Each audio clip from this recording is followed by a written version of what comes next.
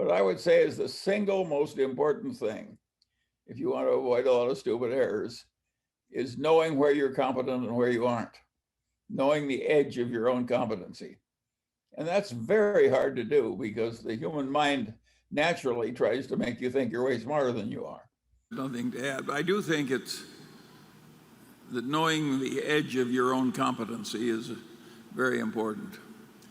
If you think you know a lot more than you do, well, you're really asking for a lot of trouble. Yeah, and that's true outside of investments Yes. too. Yeah.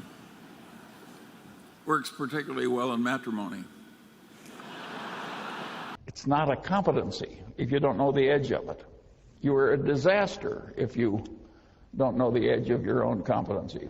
Warren frequently says, I'd rather deal with a guy with an IQ of 130 who thinks it's 125 than a guy with an IQ of 180 that thinks it's 200. That second guy will kill you. Well, I don't think it's as difficult to figure out competence as it may appear to you. If you're 5'2", you don't have much of a future in the National Basketball League. And if you're 95 years of age, you probably shouldn't try and act the romantic lead part in Hollywood. And if you weigh 350 pounds, you probably shouldn't try and dance the lead part in the Bolshoi Ballet.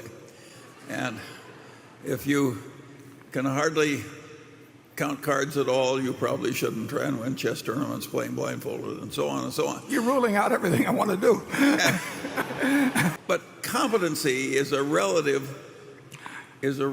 concept. And what a lot of us need, including the one speaking, is what I needed to get ahead was to compete against idiots. And luckily, there's a large supply.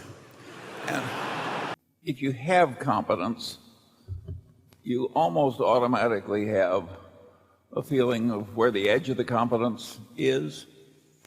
Because after all, it wouldn't be much of a competence if you didn't know its boundary.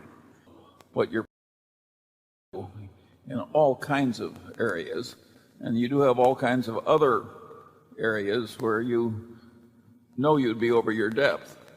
I mean, you're not trying to play chess against Bobby Fischer or do stunts on the high trapeze if you've had no training for it. My guess is you know pretty well where the boundaries of your competence lies, and I think you also probably know pretty well where you want to stretch the boundary. And you've got to stretch the boundary by working at it, including practice. You've reached the limit of my circle of competence. I can't help you.